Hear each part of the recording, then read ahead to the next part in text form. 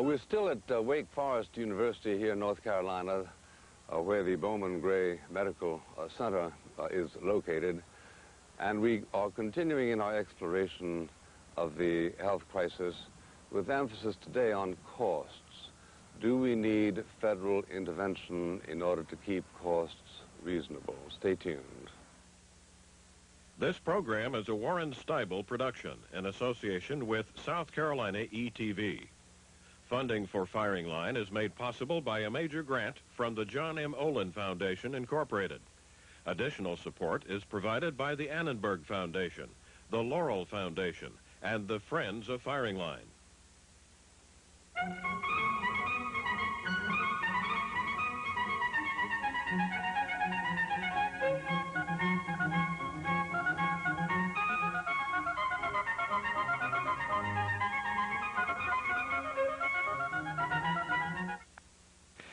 We're here at the Bowman Gray School of Medicine at Wake Forest University to ask whether medical costs can be controlled.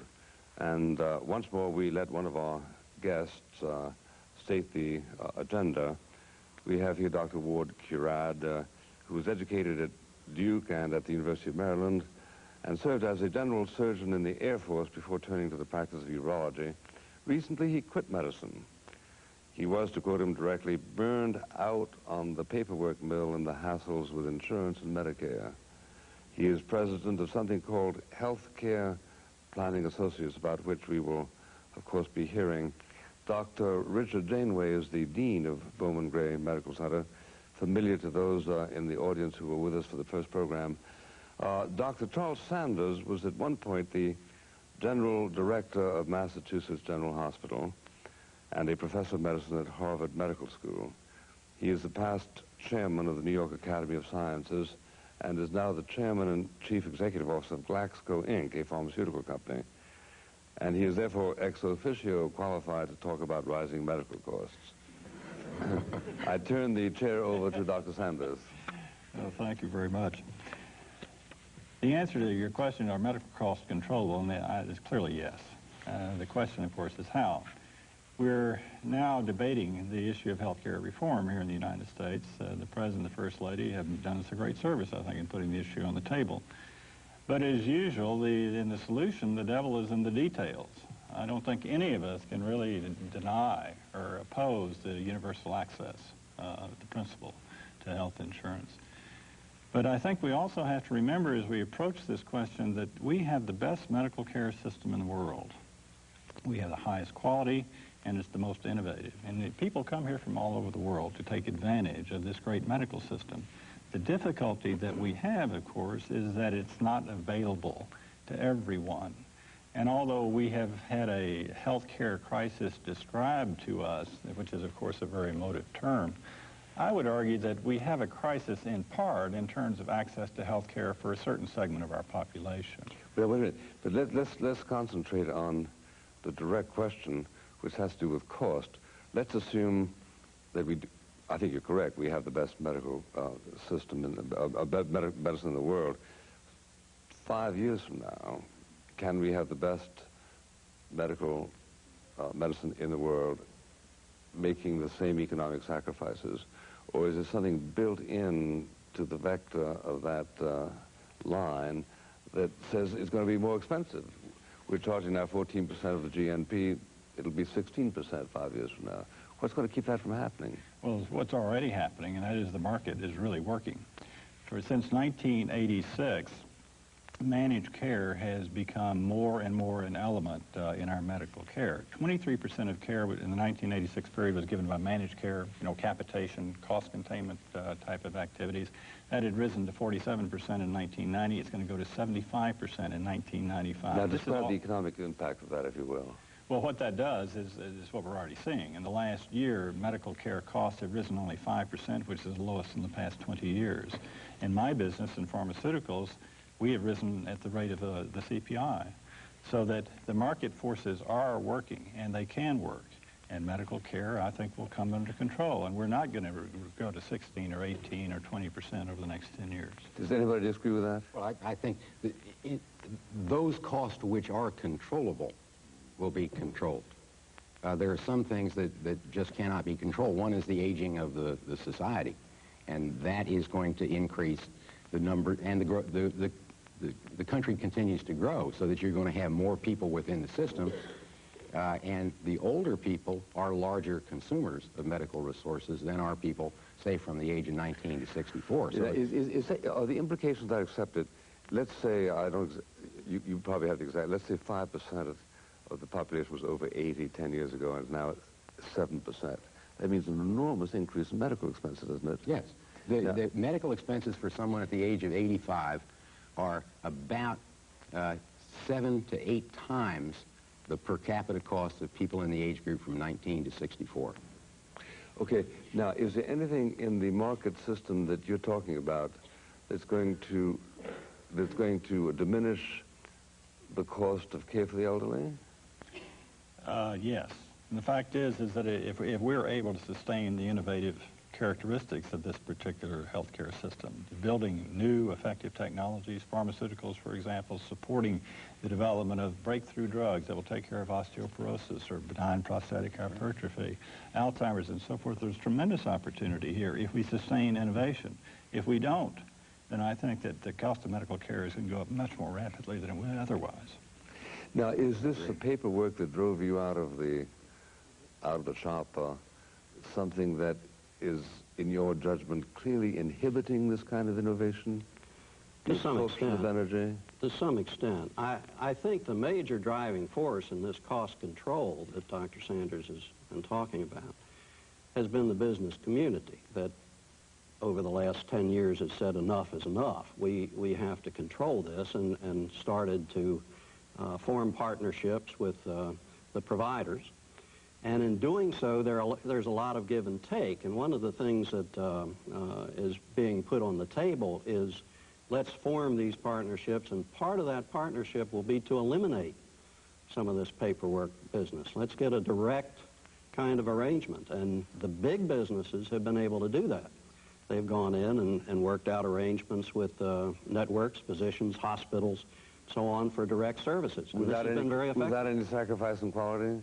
Without any sacrifice in quality. In fact, most of the larger companies have built-in measures of that quality, and it's been very effective. If you talk to the employees, they're really pretty satisfied with the quality of care that they get. They have incentives for preventive care, and they have incentives for utilizing the system properly so that they don't overutilize. And I would argue that one of the biggest costs in our system right now is the inefficiency with which we use it. We overutilize it. Charles, when you say that one of the things that has changed in the insurance health insurance provided by companies, is that there's been more emphasis on co-payment and deductible. Absolutely. And putting a little bit of the pain back into the purse or the left hip pocket. It makes a much more sensible consumer. A much more informed choice. Yeah. I've been stressing for the 5-6 years in which I've touched on the subject, an insight given to me by a doctor at Fort Worth, which is that no reform that doesn't cause economic husbandry to inure to the benefit of the person who exercises it is going to work. Unless the money flows back to you that you didn't profligately spend, you're going to go ahead and spend it. Now, that force can't come into the mechanism, the market mechanism, can it, as long as business is paying medical costs and deducting them? Well, the way it's currently set up, no, it can't. But the co-payment principle does get a little bit toward that particular point. There are some proposals, as you know, in the Congress that would set up medical savings account in which people would use those and they'd have choice, and that would, I think, would get to that particular point, and that's attractive from that.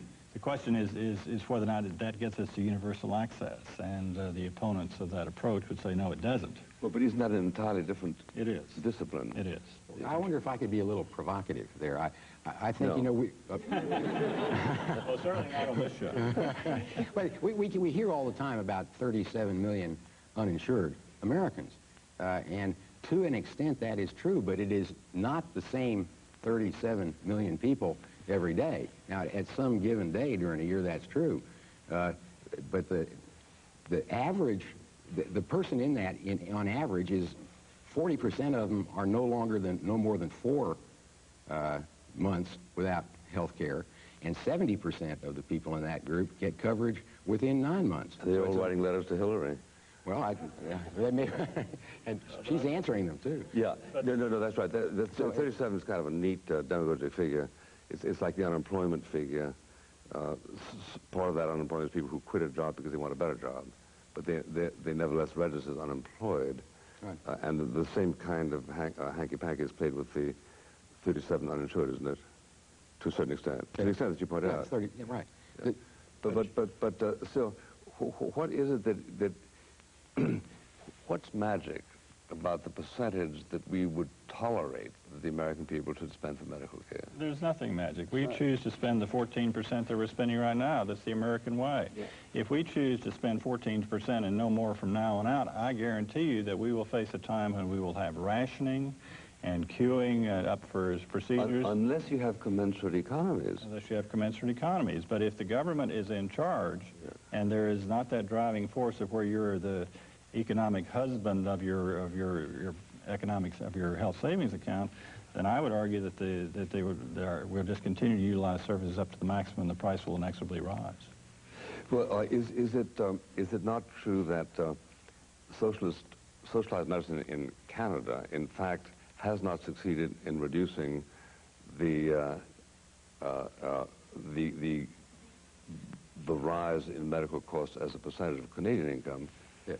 I.e., it's not a magic nostrum, is it? Oh, and this is really the reason that Dr. Janeway pointed out. There are some elements of the cost of medical care that you really can't control, like the aging population, like the use of some technologies, and so on. And this is one of the things they've found out, that even though they can budget and limit expenditures, that does not cut down on some of the demographics that are forcing them to spend more on medical care. And I think we shouldn't forget that many of the things that just seem to go on at a high level in our society, the crime and violence, the drug problem. I heard a talking head this morning at 6 o'clock on CNBC that said that $674 billion a year in total cost of crime and violence in this country. And somebody last week had talked about the cost. That's got to be wrong.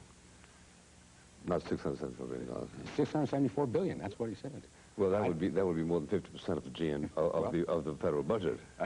Did they say that? Yeah, well, maybe that's how it affects the GDP. I don't know. But the thing is, crime and violence and drug utilization, all that stuff gets pushed on at some level where the healthcare system has to deal with these people. And until that's controlled, that's an uncontrollable cost. Yeah, let me just point out one thing about the Canadian system, and that is that the Canadians are very heavy utilizers of the American system. That, you know, they come across the border with regularity to seek the high technology that's not available to them in Canada. So that one of the best things about the Canadian system is the proximity to the U.S.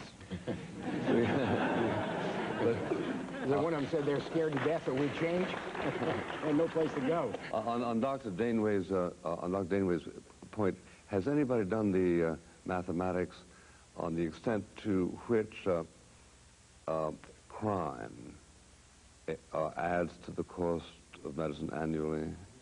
Has that been? It may very well have been done, Bill, but I don't know the exact figure, but it's got to be a lot. I mean, we had 2 people in our emergency room. One stabbed, the other one shot, and we talk about the Long Island Railroad. I heard there's one person whose bill is going to run $250,000 for that shooting episode on the Long Island Railroad. Sure, it's very big. The other aspect, you know, that's frequently laid at the problems laid at the foot of the healthcare system is infant mortality. And that would seem to be a fairly straightforward obligation of the healthcare system, but actually it's education. It's economics and people, teenagers becoming pregnant and having enough intelligence to go and seek out advice about how to take care of themselves. Japan had one of the highest infant mortality rates in the world up until the 1930s when they got into a very simple education program. Now they have one of the lowest. I would argue that's not health care. That's just plain simple education. So, yeah, but we really must concentrate on the economics of health care because that's a question that people who have no professional involvement in the argument find only Mr. Clinton seems to be answering them, i.e., if, as was the case during the past 8 or 10 years, the cost of medicine goes up 7%, which is half again as much as what can they project for their children 20, 30 years from now? Now, can you say, Dr. Sanders, that even though we can't protect them against factors that are unchangeable, like increased health care for the aged and so on and so forth, that the market forces are now unleashed, which will bring them relief? Well, I don't think there's any doubt about it. I realize the critics would say this is just a one-time thing, that it is not going to stay. It's just because the President and the First Lady are very concerned about the issue and everybody's hunkering down. I would argue that these changes in terms of the market really began in the late 1980s and are persisting. And it's simply because of the fact that economically, large companies, and even small businesses, of course, just can't afford the health care insurance costs as they continue to rise in double digits. Something has got to be done. We have to make affordable health insurance available. And the rise in managed care, the HMO, PPO, IPA approach, the organized care team approach to medicine, is really the order of the day. And by the way, that is the group that is going to force more and more primary specialization into the system. And there will not be a job for the high-priced specialists. There just will not be a position. They will not be able to get hospitals, hospital staffs. They won't have operating room privileges. Why? Matter of fact, simply because of the fact that hospitals will not, if they're an HMO hospital, then they were only going to hire so many cardiac surgeons, and that's it. If you're an unaffiliated suburban subspecialist 3 to 5 years from now, you're redundant. It's going to be very tough. Why are you redundant if there are people who are suffering from something that you are equipped to minister to? Because I think that you're going to have to be part of a plan or a series of plans in order to participate in the system. There's very poor utilization in the system now, and this is what the whole managed care concept is about. You know, most of us grew up with managed care. That was the neighborhood physician who told you when you went to work and told you when you went to the hospital and told you when you went to see a specialist and who that would be. And that's probably the best form of managed care. But that's what we're going back to, is somebody is saying, no, you don't need to go to a high utilization, high cost area. You can stay here and we can treat you. And that's the reason you don't go to a cardiologist if you have chest pain, or an orthopedist if you have back pain. You see the primary care people first, and that's the reason there's less need for these people. Well, Dr. Curran, let me ask you this. In the direction in which we've moved in the past few years since Medicare, there has been this enormous increase in paperwork. I saw the figure that we spend on paperwork as much as the Canadians spend on medicine, about $130 billion. Now, my question is this: why didn't the private enterprise system come up with a means of coping with that paperwork? With computer technology and what we now know, why is it such a heavy burden? I'm not sure I can answer that. I think most physicians have been very reluctant to change. You know, there's been a great deal of reluctance to even go to electronic filing for claims, and there have been overtures to develop information highways between the hospitals and the physicians' offices and so on. All of these things would help to eliminate some of that paperwork. And therefore diminish costs. Yes. Yes. And have you any idea why it has not been, not just that physicians are I think there's not been a great deal of incentive. I don't know. What is the reason? Well, no, wait a minute. I wouldn't put it all on physicians that they didn't want to do electronic billing. Well, at least we have a very large practice, and we have essentially pushed other organizations to create electronic billing. We deal with something like 1,300 insurance companies, and our people tell me that each one of them has a different form. And I think that's where we can introduce some real reforms there. Such as what? Well, I mean, you have a uniform billing. Yeah. I mean, a form which is one size fits all. There's nothing wrong with that. That's not going to harm the system and reduce the cost. Whose turn is it to take the initiative in a reform of that nature? It doesn't have to come from the White House, does it? No, it doesn't. But it has to come from some centralized agency, I think. I'm afraid this is a place where the government does take a role. In terms of the simplification of forms, that people could gain sort of uniform acceptance of the forms. But I would hope they need not go too much further than that. Well, the American Medical Association, why, for instance, doesn't it take the initiative in a reform of this nature? Well, it has pushed, I think, very hard, the AMA. Has pushed very hard on that. Some businesses have done this, and I mean, the large businesses have used this as a part of their mechanism for controlling cost. And they're saying, if you do business with us, you use this form. And it's been effective. But I agree. I don't know that that's something that can be done outside of the federal intervention. I'm just not sure that I think it's probably important to realize that, you know, there's some very good things about this healthcare reform approach. First of all is the goal of universal access. The second is trying to put in some insurance reform, such as we're talking about. The third thing is getting the people who do not have insurance all year long, some 5 to 10 million, not the 35 to 40 million we're talking about, taken care of, so that they really don't have to worry about whether or not they have access to health care insurance. Making sure that there's portability of insurance between jobs, so if you don't have so-called job lock, that you're afraid to leave your job because you can lose your health insurance. That can be taken care of, and you can take care of the upper end, the catastrophic illnesses, with fairly simple insurance reforms at some cost, but not at the tremendous cost which is projected for the whole overall bill. I would agree with Dr. Sanders that I think that the two things that are really doable and most important are the portability, or the interim to prevent job lock, and second is to have some kind of mechanism for reasonable cost health insurance when a person has a pre-existing condition. And those two things, I think, are relatively easily fixed at not a huge amount of cost to the American public. You don't have to reinvent medicine to do that. That's right. You don't have to reform the whole system to do that. You just tweak it. You have to what? You don't have to reform the whole system to do it. You have to tweak it. Well, if one were obliged, say at age 18, to take a catastrophic health insurance, and having taken it, the company that sold it to you were obliged to maintain you at that current price level, would that be a basic reform of a kind that you would welcome? Sure. Yes.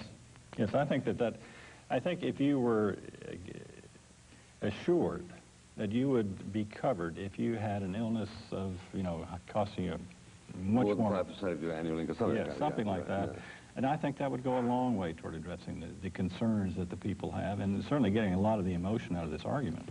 Well, you know, the 20-somethings who are counted in that 37 million, it's about 17% of the total. They, in effect, have made a decision to self-insure. Yeah. Because, you know, from 20 to 35, you really feel like you're kind of immortal. Mm. And in fact, you are. I mean, they spend an average of $711 a year, and that's only 40%. But under the Sanders-Buckley plan, they would have to insure for catastrophic. Absolutely. Absolutely.